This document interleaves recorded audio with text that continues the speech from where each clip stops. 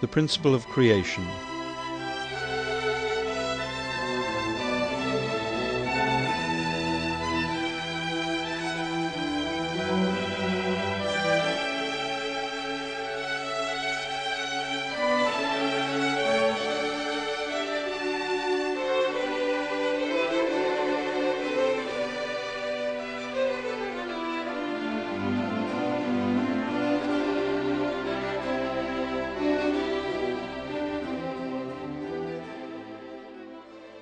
Throughout history, people have anguished over the fundamental questions of human life and the universe.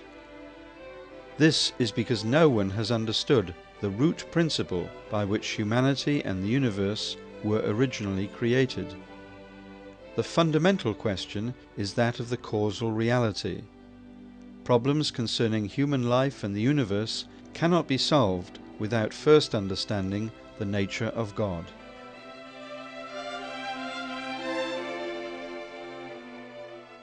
How can we know the nature of God? One way to fathom God's deity is by observing the universe which He created. Just as we can come to know the character of an artist through his works, so we can understand the nature of God by observing the diverse things of creation. Hence, Paul said in Romans 1:20, "Ever since the creation of the world, His eternal power and divine nature, invisible though they are, have been understood and seen through the things He has made, so they are without excuse."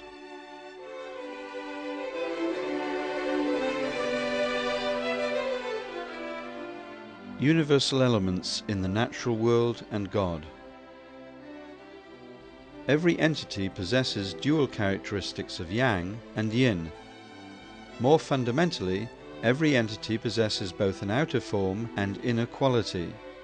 The visible outer form resembles the invisible inner quality. The inner quality is called internal nature, and the outer form or shape is called external form.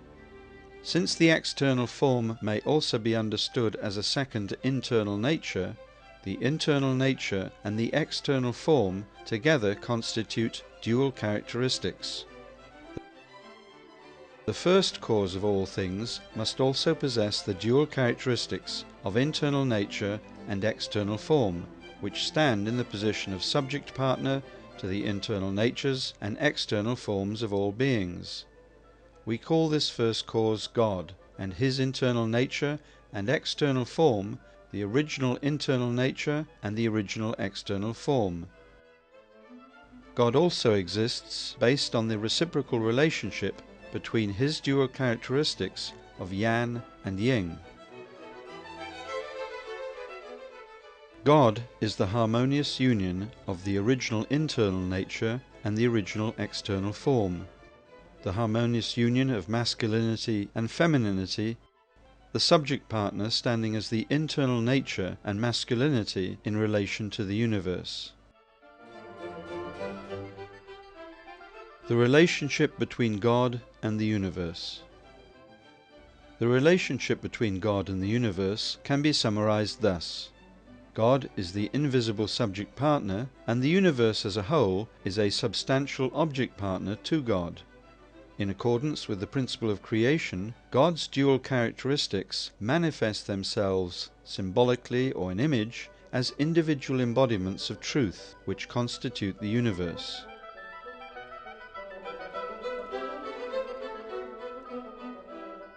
Universal prime energy and give and take action.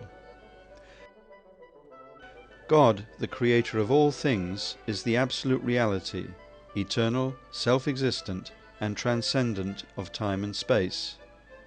The fundamental energy of God's being is also eternal, self-existent, and absolute. It is the origin of all energies and forces that allow created beings to exist. We call this fundamental energy universal prime energy. Through the agency of universal prime energy, the subject and object elements of every entity form a common base and enter into interaction. This interaction, in turn, generates all the forces the entity needs for existence, multiplication, and action. The interaction generating these forces through this process is called give and take action.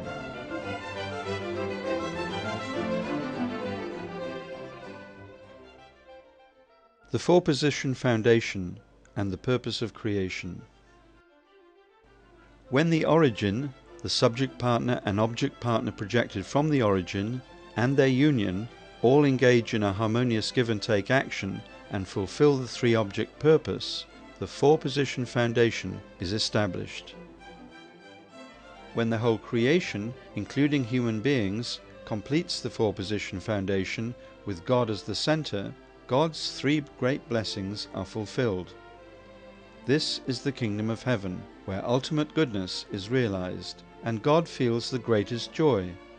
This is, in fact, the very purpose for which God created the universe. Therefore, the ultimate purpose of the universe, with human beings at its center, is to return joy to God.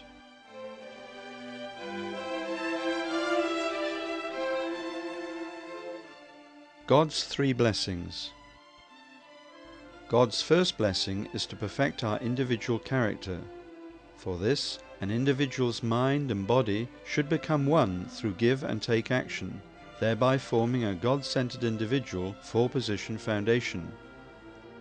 In fulfilling God's second blessing, an individually perfected man and woman should join in loving oneness as husband and wife and raise children, thereby constructing a God-centered family four-position foundation. God's third blessing is to perfect human dominion over the natural world. For this, human beings and the natural world should become completely one, thereby establishing a God-centered four-position foundation of dominion.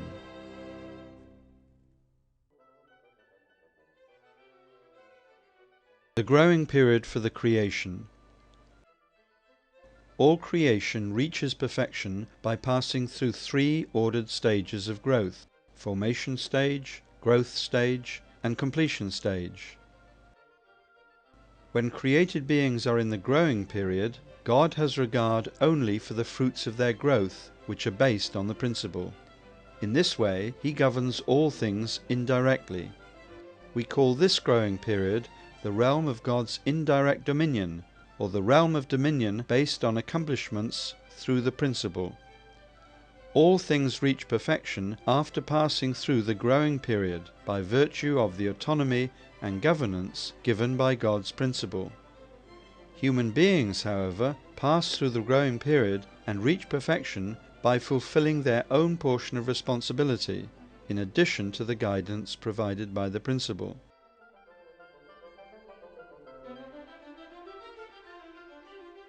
The incorporeal world and the corporeal world.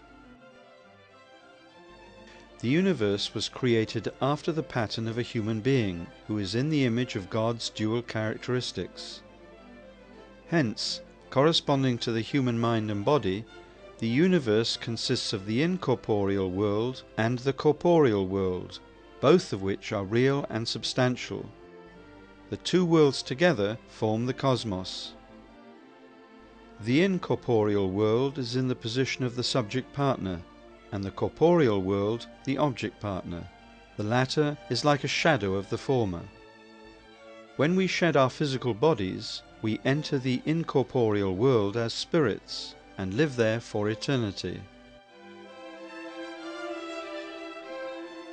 The reciprocal relationship between the physical self and the spirit self.